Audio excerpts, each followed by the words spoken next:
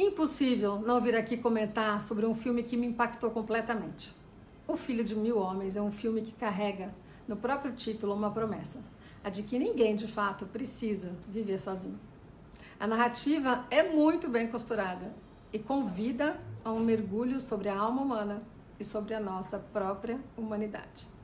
Eu sou Silvia Barros e, como consteladora familiar, quero te convidar para olhar para essa história não apenas como um filme, mas como um mapa para entender as nossas próprias exclusões e a nossa busca por pertencimento. Então, pega sua pipoca, senta aí e vamos olhar juntos para aquilo que o sangue fere, mas que o amor cura. Tudo começa com Francisca. Ela é pequena na estatura, mas é imensa na dor. Sistemicamente, ela representa os excluídos e rotulados. Francisca tem vizinhas que se dizem amigas, mas se comportam como castradoras, intrometidas, infelizes, questionando tudo, criticam inclusive sobre o porquê que uma pessoa portadora de nanismo precisaria de uma cama de casal. Fazendo isso, elas estão negando o direito de Francisca à própria feminilidade, à própria sexualidade, à dignidade que todo mundo merece. Francisca vive um vazio, o vazio da alma. E para tentar preencher esse buraco imenso dentro dela, ela aceita afetos ilusórios. Ela vive uma vida promíscua, que é, no fundo, um grito para ser vista e para ser amada. Aliás, quantas mulheres não são franciscas? Se submetendo a abusos em troca de uma falsa ilusão de afeto. Francisca, então, morre ao dar à luz a um filho cujo pai ela desconhece. E ela batiza esse filho de Camilo. Aqui a gente presencia o que em constelação chamamos de destino trágico. É um filho que nasce da morte de uma mãe.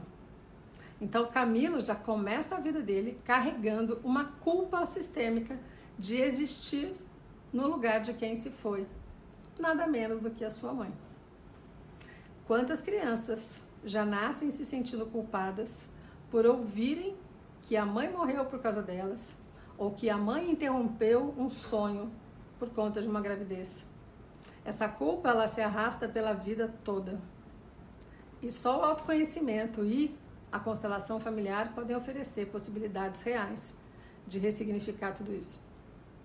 Voltando às vizinhas de Francisca, que cuidavam da vida dela para fugir de olhar para o próprio vazio das suas vidas.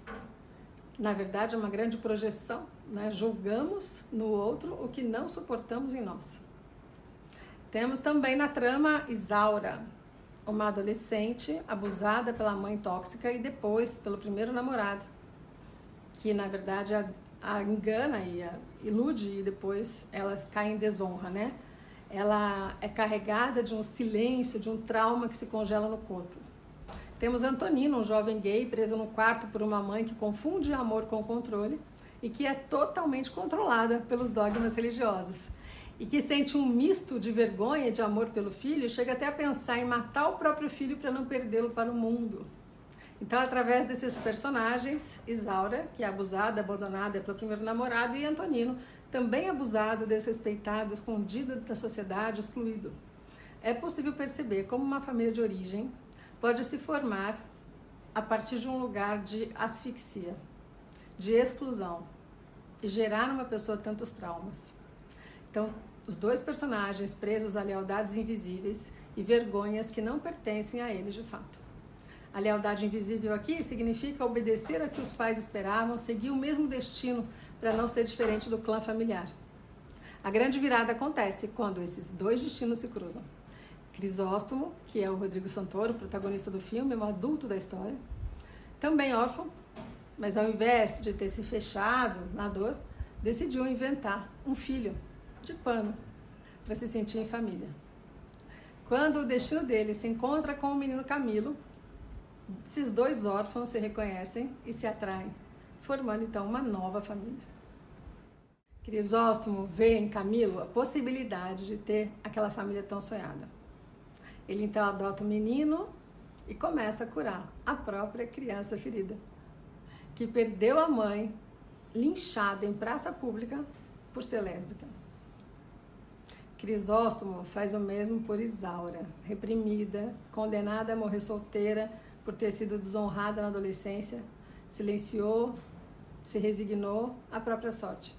Mas ao encontrar Crisóstomo, aprende com ele a soltar a dor através do grito.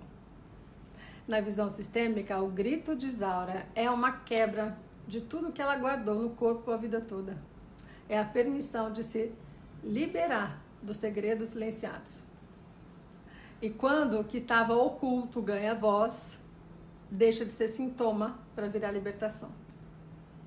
Mas o ápice da beleza desse filme está na formação de uma nova construção familiar. Isaura e Antonino se casam. Não para um casamento convencional, mas para uma união de almas feridas, o que acontece muito. Uma possibilidade de ser como é, e podendo também permitir que o outro seja. Eles sabem o que é a dor, o julgamento e a exclusão, e respeitam o limite um do outro. Eles criam uma família de alma. Às vezes, o sistema biológico falha miseravelmente conosco. E é aí que a vida nos dá a chance de escolher. Nossos 1000 homens, na casa do Crisóstomo, o silêncio muda de cor e de intenção. Não é mais um silêncio do medo, do Antonino ou da vergonha da Isaura. É um silêncio do respeito. É um descanso de quem finalmente não precisa mais se explicar para pertencer. Então, quem são os seus 1000 homens? Sistemicamente, honramos nossos pais porque deles veio a vida. Mas o filme nos ensina que a vida, uma vez recebida, precisa ser nutrida por quem nos enxerga de verdade. Com quem nos respeita, por quem nos aceita, por quem nos acolhe. Porque quem enxerga em nós a luz da nossa alma é a nossa família de fato. O Filho de 1000 Homens nos mostra que somos feitos de retalhos. Do pescador que nos acolhe, da amiga que não nos julga, do mestre que nos vê. A família de sangue nos dá raízes, mas a família de alma nos dá o céu.